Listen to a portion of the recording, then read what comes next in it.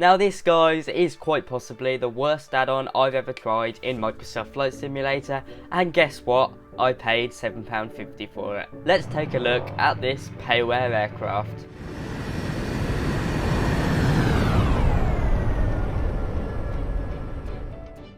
Hello YouTube, I'm Pilot STi and welcome back to another video. Now today I'll be taking a look at this payware aircraft that you can buy on the Microsoft Flight Simulator marketplace, and I'll be giving you my unbiased initial opinion of it. I only bought it half an hour ago, so this really is my first time in it, but my first impressions aren't great. If you're new here, be sure to like, comment and subscribe. I do flight training videos, flight sim videos, trip reports and a lot more, so if you love everything about aviation, you've certainly come to the right place. But now let's hop into the cockpit of this Kitfox and take a look. Okay, so when I first hopped into this aircraft, I thought, yeah, this looks alright, this looks decent quality. And then I took a look at the rudder pedals, and of course I've never flown this aircraft before, but I honestly do not think they look like blocks of cheese. I mean, come on, that's just absolutely ridiculous. It's like something out of Flight Simulator X, if I'm being totally honest. Autopilot panel up here looks nice, but I believe it is the default Flight Simulator 2021, so I've just put that in. And also with the Garmin's, exactly the same. We've got a few switches down here for your lights, your master avionics. There we go, we turn them off, let's turn them back on. Only good thing that does look quite nice is, of course, the control column here. It looks pretty nice, I have to admit. However, I haven't even talked about the worst thing yet. Now outside you may be noticing everything looks slightly blurry, and I really don't know what that is. It must be the aircraft, something to do with the windows, because it just looks horrible. It pixelates everything. As you guys know, my settings are medium high, so there is no reason for this to happen.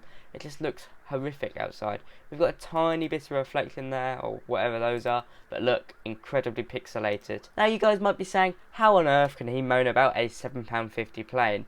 Well guys, if I'm being totally honest, there is better freeware aircraft, much better freeware aircraft out there now, not only for Microsoft Flight Simulator, but for X-Plane 11 and even FSX. At the end of the day, £7.50 for a small aircraft, it's on the cheaper side, but it doesn't mean you should get a completely horrific aircraft. Taking a look outside, to be honest, it looks quite good. However, I don't seem to be able to control the flaps, so I was reading up online, trying to find solutions for how to make the flaps work, and they don't. It's a bush aircraft, you really need flaps, especially when you're trying to do some really short landings. Having no flaps is of course rubbish. It's a secondary flight control, you really need them, they're quite essential. This is just not good enough. Now it does look decent, however, as you guys probably saw at the start of this video, the cockpit does look a bit buggy sometimes. Sometimes that glass begins to flash and glitch out a bit. You can't really moan about it because it's not doing it now, but it just doesn't look perfect 100% of the time. Now, I don't know if you guys can see that those wheels, no, those are not aircraft wheels, they look horrible, there is no texturing on them. Someone has brought a very large Krispy Kreme donut and painted it matte black. It looks absolutely horrible. The only thing I was quite surprised about was that light there. You can see the wing light on the wingtip. It wasn't just a light particle, which is kind of what you would expect for this. They've actually put it in a bulb,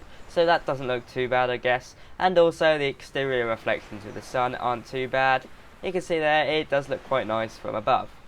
We're going to hop inside and take a flight now, maybe do a little circuit, see how this thing flies. But as you guys know, from this, my expectations aren't too high. Of course, the developer has worked hard on this. Clearly, everything like this deserves credit, but this is definitely not worth £7.50. In my eyes, it should be freeware.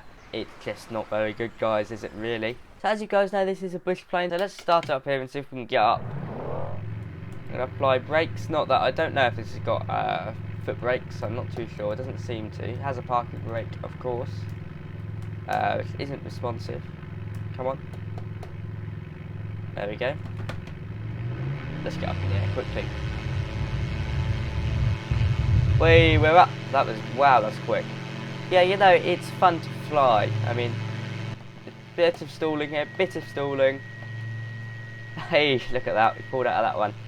I don't really think, it's not, I've got to be completely honest, we're going very slow. I think the stall speed is 32 knots, so yeah, we were stalling there, but because of speed, if I'm being totally honest, if I let go, I'm not putting much input in now. It is quite Flight Simulator X flight model, it's what it feels like. My hands are completely off now, and it feels like I'm flying a train. I mean, I can pitch it down. There is some effect, as you can see, nose is coming down. I mean, the flight model's alright. It's alright. It's not the best. It's a bit like flying in Flight Simulator X. It does the job. But as you can see down there, look at that blurry. I don't know what that's about. That is so bad. It completely kills everything, because obviously the main reason about Microsoft Flight Simulator is the beautiful scenery, but we're not seeing it. We're seeing blurred scenery. I have no clue what that's about, to be perfectly honest. I mean, sounds, of course, I haven't been in this aircraft before, but they are 3D. I don't think we've got any sounds for the switches. Let me just see. I know we have, but they're default Flight Simulator 2020.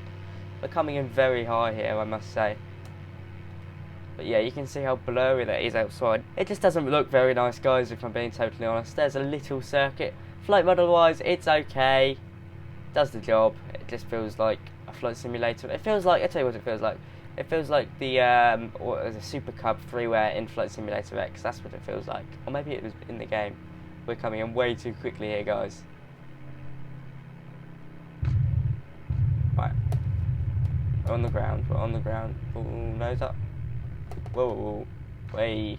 Hey, it landed quite nicely, to be honest. That's like one of my first times landing a British aircraft on a short runway. So there we go. So yeah, I mean, flight model wise, it's alright. It's alright. So let's hop outside and I'll go through my overall thoughts. So what are my overall thoughts for this Kitfox payware aircraft? Bearing in mind I paid £7.50 for it, which is quite inexpensive. It's quite cheap, if I'm being perfectly honest, for payware aircraft. My hopes weren't too high, and this proved it. Inside, it's just like another Microsoft Flight Simulator aircraft, but worse. I've got no clue what's going on with those window textures. It makes everything outside blurry. As you can see right now, nothing's blurry. It all looks pretty nice. I'm going to shut down the engine now, just so it's quieter for me to talk, and turn off our battery. There we go. So while it's shutting down, I'll talk about some textures. Well, as you guys know, the wheel textures look horrific. Reflections on the outside are pretty nice, I have to admit. They've done a good job there, so it's not all bad. Flight model wise, it's okay. Look at that propeller now. Look at it. It's lagging. It looks low FPS on the propeller. That's not how propellers stop. You'd see it. Yeah, that's not good enough, is it really? I was getting 50 FPS, so it wasn't too bad performance wise. However, where this aircraft really falls is texture. The wheels look horrific, the windows don't look very good, and inside, the Garmin and autopilot panel are just imported from default Microsoft Flight Simulator. I don't know how they make it. You can just tell, copy and paste really. I guess the Addon developer has spent time on this, so thanks to him for this opportunity to make this video. But I'm sorry, your Addon just really isn't good. It's not like me to say something is really bad, but if I'm being truthfully honest to you guys, this is not an add-on you should be getting. £7.50 is okay, which is around €9, so what can you expect? But at the end of the day, I do not recommend this add-on, and it appears the Microsoft Flight Simulator Marketplace agrees with me. It's only got 2 stars. Buy this aircraft only if you like the flight model and want to do some more bush flying, even though there's plenty of bush aircraft in the game already. But don't buy it for any other reasons. It's not worth it, guys. So if you enjoyed this review video, be sure to like, comment and subscribe. I enjoyed making it despite not enjoying the aircraft itself. You guys have heard my opinion now. I'd love to hear yours. Make sure you put it in the comment section down below. But from me today, guys, that is all. Have a fantastic day. Bye bye.